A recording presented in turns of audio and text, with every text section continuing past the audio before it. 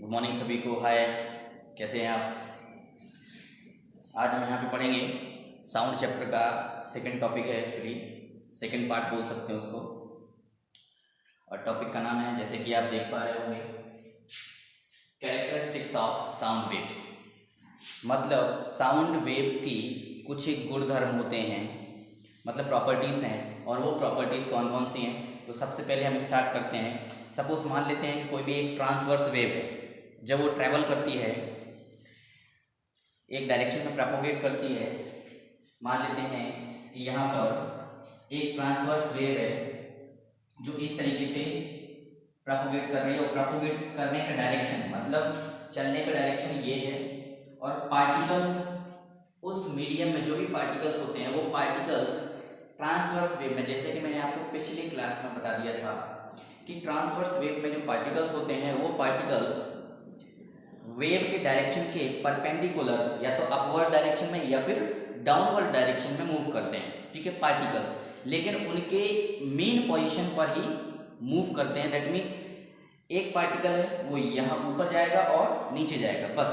That means वो particle ऊपर जाके धक्का देगा और वो वापस नीचे आ जाएगा। इस तरीके से जो ऊपर पार्टिकल होगा वहाँ पर उसमें एनर्जी आ जाएगी और वो एनर्जी नीचे वाले को ट्रांसफर करेगा और वापस अपनी जगह पे आ जाएगा। तो इस प्रकार से पार्टिकल्स ऊपर जाता है, पार्टिकल नीचे तक जाता है, वही सेम पार्टिकल वहां तक नहीं जाएगा, वो पार्टिकल्स वापस अपनी जगह पे लौट जाता है। जिस प्रकार से मैं आपको एक उदाहरण देता हूँ, पिछले क्लास में भी दिया था, पिछले पार्ट में भी मैंने बताया था कि मान लेते हैं कुछ एक बच्चों की कतार है, मतलब एक लाइन लगी हुई है, उसमें करीब 10 बच्चे साथ में हैं, एक साथ खड़े हुए हैं लाइन में, एक लीनियर लाइन में। तो अगर पीछे वाला जो कोई बच्चा है वो जब धक्का मारेगा तो आगे धक्का मारेगा और वापस अपनी जगह पे आएगा। वो धक्का का मतलब क्या है? एनर्जी। वो एनर्जी नेक्स्ट आगे वाले को ट्रांसफर होगी, वो भी किसी और को धक्का मारेगा और वापस अपनी जगह पे आ जाएगा, ठीक है।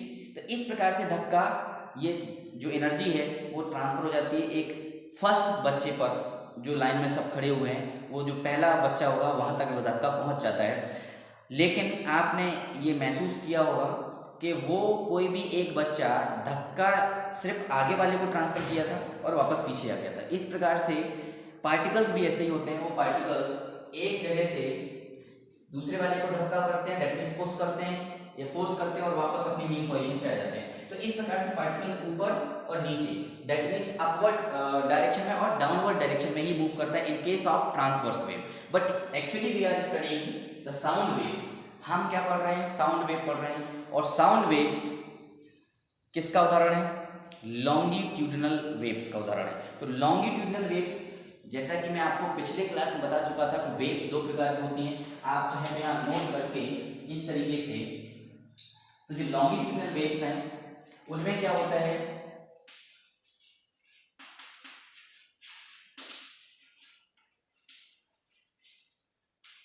लॉन्गिट्यूडिनल वेव्स में डायरेक्शन ऑफ पार्टिकल्स,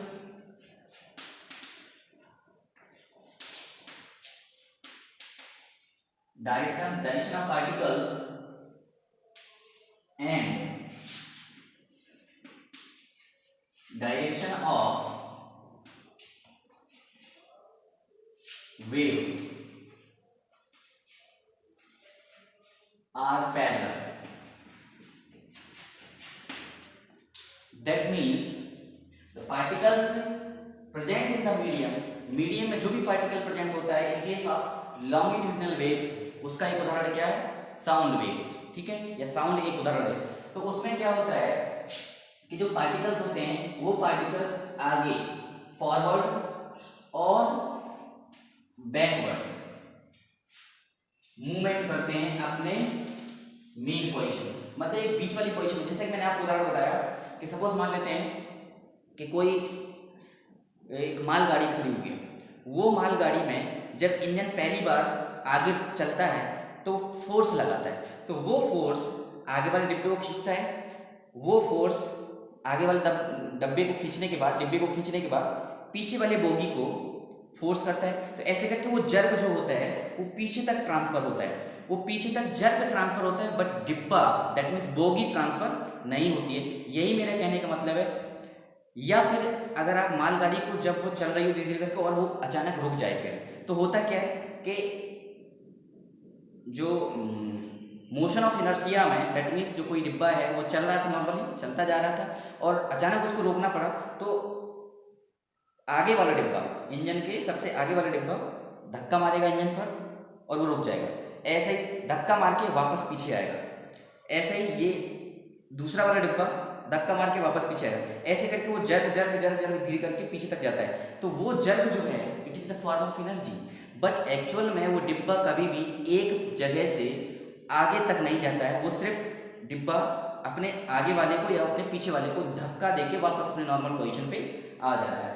सो ये कहाँ होता है? लॉन्गिट्यूडिनल वेव्स में, क्योंकि जहाँ पर भी पार्टिकल्स, जैसे कि मैं अभी बोल रहा हूँ, आप और मेरे बीच में कुछ एक एयर के पार्टिकल्स हैं, तो मैं जैसे ही बोलता हूँ तो मेरे यहाँ से निकले हुए कुछ एक एयर पार्टिकल्स या फिर एयर में जो मैकेनिकल, जो मैं बोल रहा हूँ वो मैकेनिकल वेव्स होती हैं, दैट मीन्स उनके पास एनर्जी है, मैकेनिकल एनर्जी। वो एनर्जी जैसे ही उन पार्टिकल्स के पास पड़ती है तो पार्टिकल्स वाइब्रेट करते हैं और वो धक्का आगे लगाते हैं, आगे वाले पार्टिकल, जैसे सपोज एक ये पार्टिकल एक ये पार्टिकल, इस वाले पार्टिकल ने जैसे इसको धक्का लगा तो ये दोनों पार्टिकल पास पास रहते हैं, उसी को हम क्या बोलते थे? कंप्रेशन।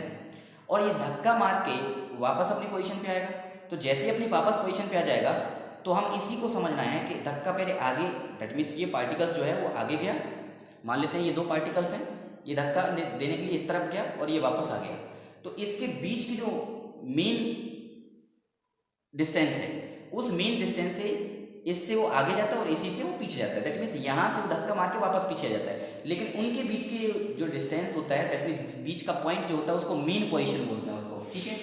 ऐसे में यहाँ पे आपको dot dot dot dot line खींची हुई है, आप देख सकते हैं, ठीक है। तो ये लॉन्गिट्यूडिनल वेव्स का एक उदाहरण होता है साउंड। तो हम साउंड की कुछ प्रॉपर्टीज देखना चाहते हैं। अब साउंड की प्रॉपर्टीज मतलब वो लॉन्गिट्यूडिनल वेव्स की प्रॉपर्टीज हो जाएंगी, और जितने भी वेव्स होते हैं एक्चुअली वो वेव्स की प्रॉपर्टीज सारी ये देखी जाती है, चाहे वो साउंड वेव्स हो, चाहे वो कोई अन्य प्रकार की वेव्स हो, दैट मीन्स लाइट वेव्स हो, दैट मीन्स चाहे वो लॉन्गिट्यूडिनल हो चाहे वो ट्रांसवर्स वेव हो। कौन सी वेव? Transverse wave. तो ये दोनों प्रकार की वेव्स में कुछ एक प्रॉपर्टीज पाई जाती हैं, जैसे कि एम्पलीट्यूड है, फ्रीक्वेंसी है, वेवलेंथ है ना, क्वालिटीज है, पिच है, ये सब चीजें पढ़ेंगे हम। तो अभी जनरल जो चीजें हैं जो हमको जानना चाहिए उन सब चीजों के बारे में यहाँ डिस्कस करेंगे। इसके बाद और आगे भी आपको ये सब क्वालिटीज मैं बताऊंगा, या सभी सारे कैरेक्टरिस्टिक्स बताऊंगा। तो हम ऐसा भी बोल सकते हैं कि कैरेक्टरिस्टिक्स ऑफ साउंड हटा सकते हैं और ओनली क्या बोल सकते हैं? वेव्स है। तो कैरेक्टरिस्टिक्स ऑफ वेव्स, चूंकि हम ये चैप्टर जो पढ़ रहे हैं वो क्या पढ़ रहे हैं? साउंड पढ़ रहे हैं, इसलिए हमने यहाँ पर क्या लिख दिया है? Characteristics of sound waves. Is it right? तो चलिए तो सबसे पहले आप डायग्राम देखिएगा। इस डायग्राम में ये एक्चुअली एक्स एक्सिस है और ये एक्स एक्सिस है और ये वाई एक्सिस है। मान लेते हैं कि कोई भी एक वेव, हम एक्चुअली एग्जांपल अभी ट्रांसवर्स वेव का उदाहरण ले रहे हैं जिससे कि वो आसान रहेगा आपको समझने के लिए, ठीक है। तो ट्रांसवर्स वेव में कोई भी पार्टिकल्स अपने मेन पोजीशन से ऊपर तक जाएगा और वापस नीचे आएगा। तो हम उस एनर्जी ट्रांसफर को इस वेव में इस तरीके से रिप्रेजेंट करते हैं। तो पार्टिकल ऊपर जाएगा वापस नीचे आएगा, इस तरीके से पार्टिकल जो एनर्जी है वो इस तरीके से ट्रांसफर होगी। पार्टिकल ट्रांसफर नहीं होगा, पार्टिकल मूव नहीं करेगा, वो पार्टिकल यहां से लेकर यहां तक नहीं पहुंचेगा, सिर्फ और सिर्फ उसमें उपस्थित एनर्जी ही ट्रांसफर होती है, ठीक है। तो यहां पर जब हम बात करते हैं तो सबसे पहले जब भी कोई पार्टिकल्स मैक्सिमम डिस्टेंस तक ट्रेवल करेगा उसको हम बोलते हैं crust. The point of maximum positive displacement on transverse wave. किसी भी ट्रांसवर्स वेव में जब भी कोई पार्टिकल्स मैक्सिमम ऊंचाई तक जाता है उस पॉइंट को ही क्या बोलते हैं? क्रेस्ट। क्या बोलेंगे इस पॉइंट को? क्रेस्ट बोलेंगे। The point of maximum positive displacement, positive मतलब ऊपर की तरफ, और इस तरफ क्या है? नेगेटिव वैल्यूज आएंगी, दैट मींस नेगेटिव, और इस तरफ ऊपर की तरफ है क्या? पॉजिटिव डिस्प्लेसमेंट है। इस तरफ क्या है? पॉजिटिव डिस्प्लेसमेंट इस लाइन पे, ठीक है। जैसे कोई नंबर लाइन होता है, नंबर लाइन के ऊपर की तरफ पॉजिटिव वैल्यूज होती हैं और नीचे की तरफ नेगेटिव वैल्यूज होती हैं। तो नीचे की तरफ नेगेटिव डिस्प्लेसमेंट कहलाता है और ऊपर की तरफ पॉजिटिव डिस्प्लेसमेंट कहलाता है। हम सिर्फ ये लाइन एक अपने स्वेच्छा के अनुसार, अपने सुविधा के अनुसार, अपने कन्वीनियंस के लिए हम ये लाइन ड्रॉ करते हैं बीच वाले, जिससे कि हमको मालूम चल सके कि कोई वेव है वो ऊपर कितना जा रही है और नीचे कितना जा रही है, ये हमें डिसाइड करना पड़ेगा, मालूम करना पड़ता है, जिससे कि हम एम्पलीट्यूड पता कर सकते हैं। So now we are going to discuss about amplitude. So the amplitude is the maximum displacement of particles of the medium। किसी भी मीडियम, जिस मीडियम में वो वेव चल रही है, suppose it will be sound waves, तो वो साउंड वेव चलेगी तो किसी न किसी मीडियम में चलेगी। वो मीडियम में जब चलेगी तो पार्टिकल्स जो होंगे वो पार्टिकल्स मैक्सिमम अपवर्ड, मतलब मैक्सिमम ऊपर की तरफ जाएंगे, वो क्रेस्ट ट्रांसवर्स वेव हो जाता है। अगर लॉन्गिट्यूडनल की बात करें तो मैक्सिमम आगे की तरफ जाएगा और वापस पीछे की तरफ आएगा। तो maximum displacement of the particles in the medium from there mean position, उसके औसत स्थिति से, औसत जगह से आगे की तरफ बढ़ना और वहीं से पीछे की तरफ बढ़ना। जितना मैक्सिमम आगे की तरफ जाएगा उतना ही मैक्सिमम पीछे की तरफ जाएगा इन केस ऑफ लॉन्गिट्यूडनल वेव्स, ठीक है। और अगर हम ट्रांसवर्स वेव की बात करते हैं तो उसमें एम्पलीट्यूड को क्या बोल सकते हैं, वही the maximum displacement of particles in the medium from there mean position in the positive direction, that means in upward direction in और इन डाउनवर्ड डायरेक्शन। तो जब भी किसी पार्टिकल से, सपोज ये पार्टिकल है, इस पार्टिकल का मैक्सिमम पॉजिटिव डिस्प्लेसमेंट ये है, तो maximum positive displacement of the particle, the distance between the maximum positive displacement from their mean position, that means from the axis of the wave या graph, that is called amplitude। in the same way in the downward direction it is also the same, that means the maximum displacement of the particles in the negative direction, that means in downward direction in case of the transverse wave, or in case of longitudinal waves it is the maximum backward movement of the particles from its mean position, that is called the amplitude। what is this amplitude? It can be, this is also the amplitude of the wave। amplitude of the wave either it may be in positive direction or maybe in negative direction, that means positive deviation और negative deviation जो भी होता है, ऊपर की तरफ जाना या नीचे की तरफ जाना इन केस ऑफ ट्रांसवर्स वेव, ठीक है।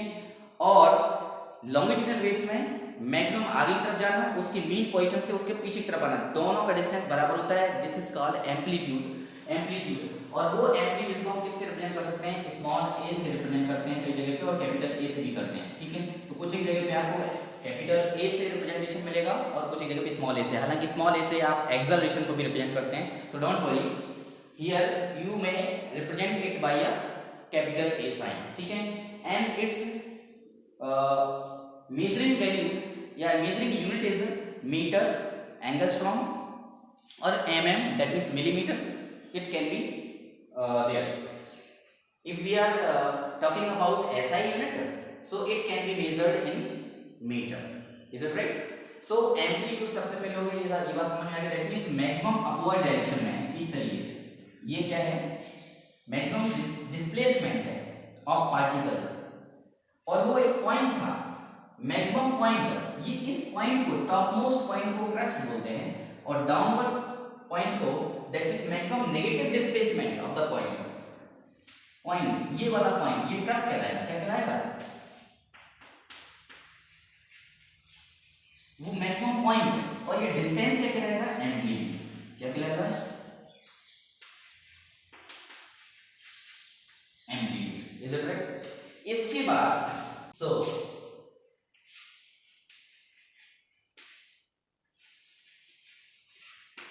वेवलेंथ, हिंदी में बोल सकते हैं उसको तरंगदैर्घ्य, वेवलेंथ, इसको रिप्रेजेंट करते हैं लैम्डा नाम का एक साइन होता है, ठीक है, किस नाम से, लैम्डा, इसको, इस शब्द को क्या बोलते हैं, लैम्डा।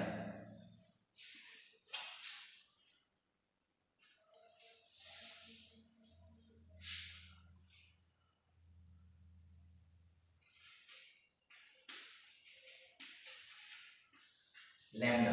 ठीक है, वेवलेंथ को किस तरीके से डिफाइन कर सकते हैं? Wavelength it is the distance और डिस्प्लेसमेंट, दोनों में से कुछ भी बोल सकते हैं। इट इज द डिस्टेंस और displacement between, B oblique W का मतलब क्या है? बिटवीन है, between two consecutive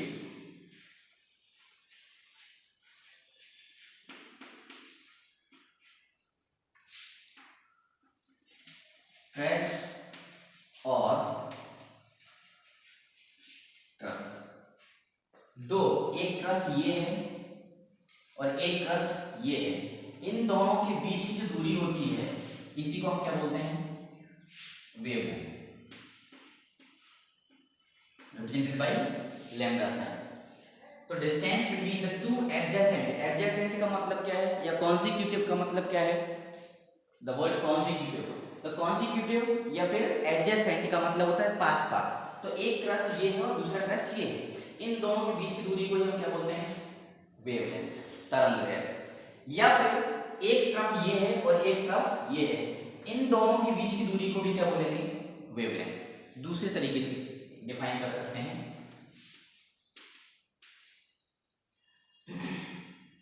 the distance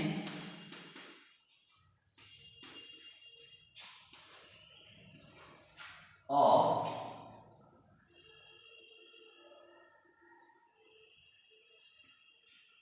one oscillation या फिर cycle completed by the wave, किसी वेव के द्वारा जो डिस्टेंस कंप्लीट किया जाता है एक ऑसिलेशन या एक साइकिल को पूर्ण करने के लिए। ठीक है, अब एक साइकिल क्या होता है? कोई भी वेव यहां से चलना प्रारंभ करे, उस वेव का मतलब पार्टिकल से नहीं है, उस वेव का मतलब एनर्जी का transformation from one place to another place in with the help of some particles present in that medium। उस मीडियम में उपस्थित पार्टिकल्स की मदद से वो एनर्जी एक जगह से दूसरी जगह तक जाती है। तो उसमें क्या होता है कि ये जो वेव है वो यहाँ से चली, पॉजिटिव डेविएशन करी, मतलब पॉजिटिव मूवमेंट किया उसने, एक बार डाउनवर्ड मूवमेंट किया, अब ये वापस यहाँ जीरो पे आ गई। इसके बाद वापस ये पॉजिटिव मूवमेंट स्टार्ट करेगी, तो पॉजिटिव मूवमेंट वापस दोबारा से स्टार्ट करने के जस्ट पहले, दैट मींस वो जीरो पॉइंट, ये जीरो से ही स्टार्ट हुई थी, पॉजिटिव मूवमेंट किया, नेगेटिव मूवमेंट किया और वापस जीरो, तो it is called one oscillation. क्या कहलाएगा इसके? एक ऑसिलेशन कहलाएगा, मतलब एक चक्र कहलाएगा या एक साइकिल कहलाता है। एक साइकिल मतलब वेव यहां से स्टार्ट हुई, ऊपर गई, नीचे गई और वापस जीरो पे आ गई। तो इस प्रकार के एक positive deviation, that means positive movement, और एक नेगेटिव मूवमेंट, इन दोनों को मिला के बोलते हैं एक साइकिल या वन ऑसिलेशन। तो ऑसिलेशन का मतलब एक बार पॉजिटिव एक बार नेगेटिव, एक चक्कर बोल सकते हैं, एक चक्र बोल सकते हैं। तो जो भी डिस्टेंस होता है एक वेव का एक साइकिल को कंप्लीट करने में, वो भी क्या कहलाता है?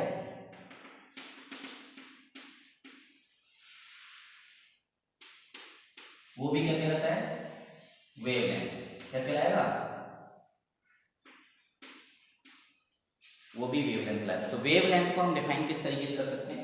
या तो वो दो क्रस्ट के बीच में डिस्टेंस, या फिर दो एडजेसेंट, दैट मींस पास पास के दो ट्रफ के बीच में डिस्टेंस, या फिर एक ऑसिलेशन को कंप्लीट करने में कितना डिस्टेंस ट्रैवल करना पड़ा उस वेव को, उस डिस्टेंस को भी क्या बोलते हैं?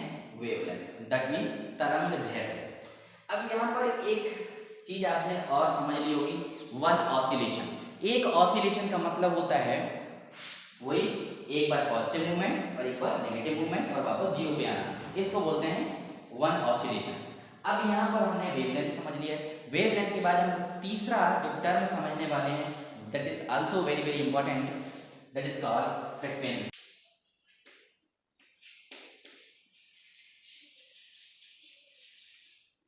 That is frequency.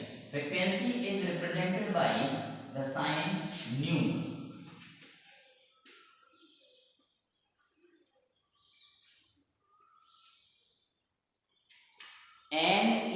यू या फिर एन यू, कई जगह पे आपको नू लिखा मिलेगा और कई जगह पे एन ई यू लिखा मिलेगा, तो वो उसको एक्चुअली न्यू जैसा साउंड प्रोड्यूस करते हैं, जैसे कि नया जो एन ई डब्ल्यू होता है ना, ऐसे ही सेम साउंड प्रोड्यूस करते हैं, तो उसको बोल सकते हैं न्यू।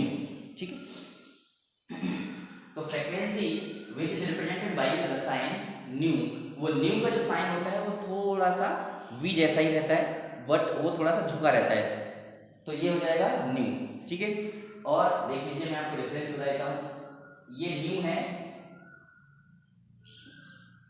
ये न्यू है, और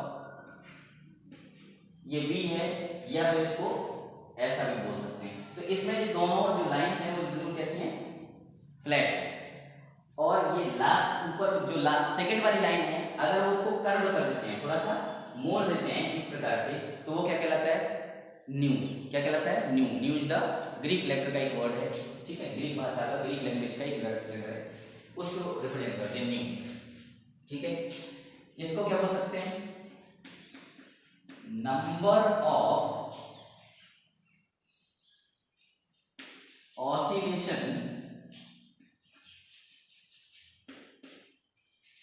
oscillations or cycles completed by the wave in 1 second। एक सेकंड में कोई वेव कितने ऑसिलेशंस कंप्लीट करता है। एक ऑसिलेशन तो यहां तक हो गया, मतलब यहां से यहां तक का एक चक्र, ऐसे यहां से लेके दूसरा यहां तक के 2 चक्र, तो इस प्रकार से एक सेकंड में कितने चक्कर कंप्लीट करता है, that is the frequency of that wave. उस पर्टिकुलर वेव या उस तरंग की, उसको हम क्या बोलते हैं, फ्रीक्वेंसी बोलते हैं। क्या बोलते हैं, फ्रीक्वेंसी।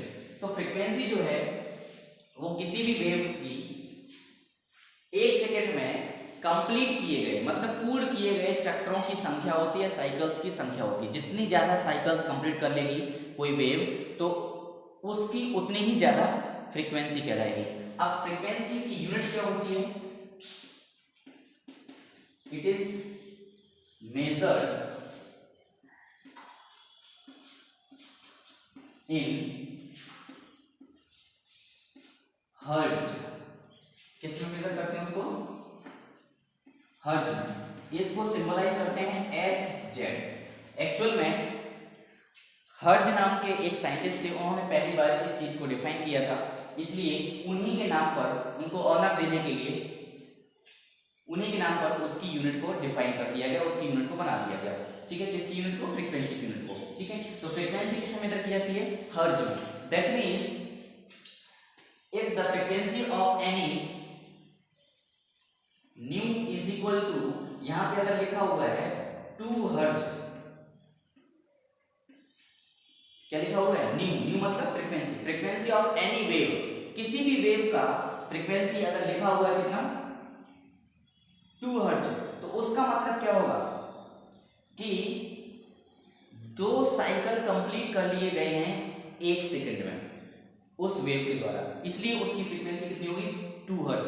अगर मान लेते हैं कि किसी वेव की फ्रीक्वेंसी है 10 हर्ट्ज, 10 हर्ट्ज, तो आप बताइए कितना होगा। आप 10 हर्ट्ज मतलब 10 साइकिल्स या 10 oscillations completed by any wave in 1 second.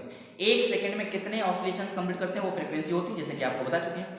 तो 10 हर्ट्ज मतलब क्या हो जाएगा, 10 हर्ट्ज मतलब क्या हो जाएगा, 10 साइकिल्स एक सेकंड में कंप्लीट करते हैं। ओके, तो आप समझ पा रहे होंगे। एक और टर्म है, ठीक है, चौथा टर्म है टाइम पीरियड।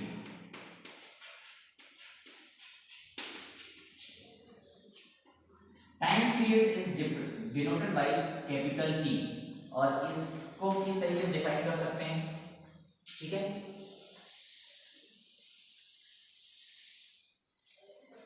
टाइम पीरियड को किस तरीके से डिफाइन कर सकते हैं, the time taken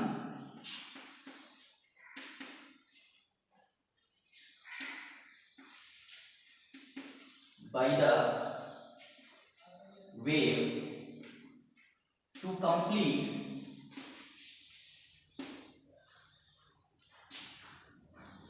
one cycle या oscillation।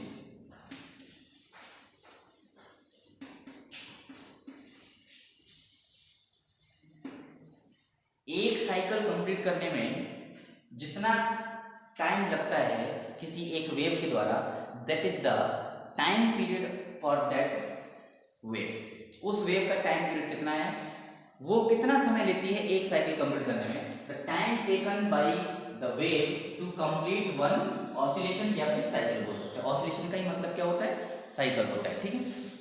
तो हम इसको चाहें तो ब्रैकेट में लिख सकते हैं, ऑसिलेशन या फिर साइकिल, ठीक है।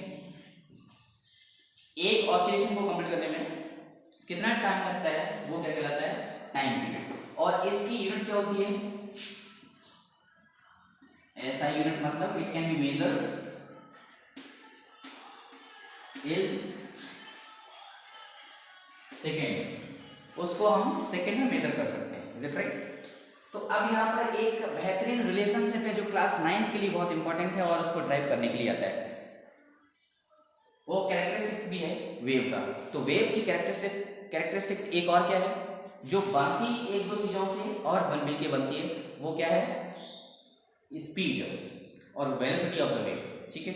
फिलहाल एक रिलेशनशिप समझ लेते हैं यहीं बीच में। जो टाइम पीरियड होता है it is the reciprocal of frequency, ठीक है। It is the reciprocal of frequency. ये फ्रीक्वेंसी का जस्ट उल्टा होता है, क्लियर, मतलब रिवर्स होता है। So now the next property of the wave is the velocity. Velocity that means speed equal to क्या होता है, जो हम अभी तक पढ़ चुके हैं, speed is equal to distance upon time. चूंकि हम बात वेव की कर रहे हैं तो वेव में कितना डिस्टेंस ट्रेवल किया, अगर कोई सोर्स यहां से कोई वेव चालू हो जाए तो वो तो चलती ही चली जाएगी। तो इसलिए यहां पर डिस्टेंस हम मेजर करेंगे सिर्फ एक साइकिल का, यहां से लेके यहां तक कितना डिस्टेंस ट्रेवल किया, ठीक है, क्योंकि वेव तो बहुत लंबी चली जाएगी तो हमको एक पर्टिकुलर डिस्टेंस तक का ही कंसीडर करना है। रही बात टाइम, तो इसी डिस्टेंस में कितना टाइम लगा वो उसकी क्या हो जाएगी, स्पीड या वेलोसिटी। तो उसको हम क्या लिख सकते हैं, distance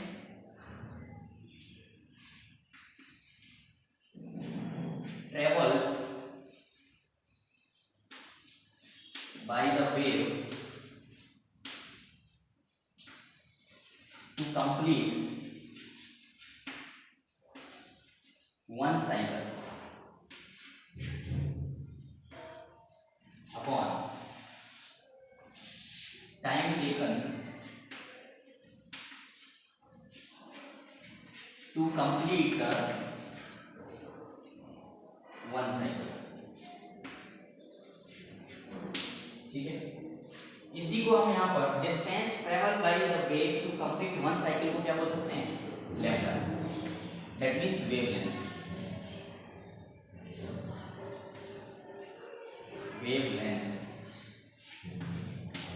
wavelength upon time taken मतलब frequency, sorry time period. Time taken to complete one cycle, याद करो हमने आपको डिफाइन किया था, बताया था कि time taken to complete one cycle is called time period. तो उसको क्या लिख सकते हैं, टाइम पीरियड।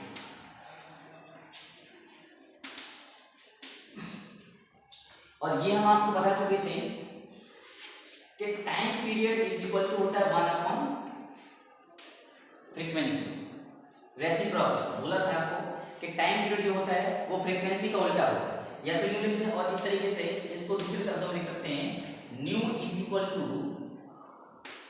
1 अपॉन टी लिख सकते हैं। तो ये 1 अपॉन टी किसके बराबर हो सकता है, फ्रीक्वेंसी के बराबर। तो मैं यहां पर इसको ऐसे लिख दूं, वेवलेंथ, वेवलेंथ को किससे डिनोट कर सकते हैं, लैम्डा से। तो lambda multiply by 1 upon T 1/t, time period मतलब t, इस तरीके से। और 1/t को क्या लिख सकते हैं, फ्रीक्वेंसी, तो इसको और क्या लिख सकते हैं, lambda into nu, is it right. तो यहां पर एक velocity, speed is equal to क्या हो जाएगा, लैम्डा न्यू, और एक और तरीके से लिख सकते हैं उसको v is equal to lambda nu, ठीक है। इस तरीके से आप इस रिलेशनशिप को ड्राइव कर सकते हैं। तो ये भी एक अपने आप में कैरेक्टरिस्टिक होता है किसका, वेव का। So here we have discussed almost 5 property और 5 characteristics of wave, is it right. आज के लिए इतना ही, नेक्स्ट पार्ट में हम बात करेंगे आगे की कुछ एक और प्रॉपर्टीज हैं। Thank you, have a nice day, enjoy करिए, थैंक यू।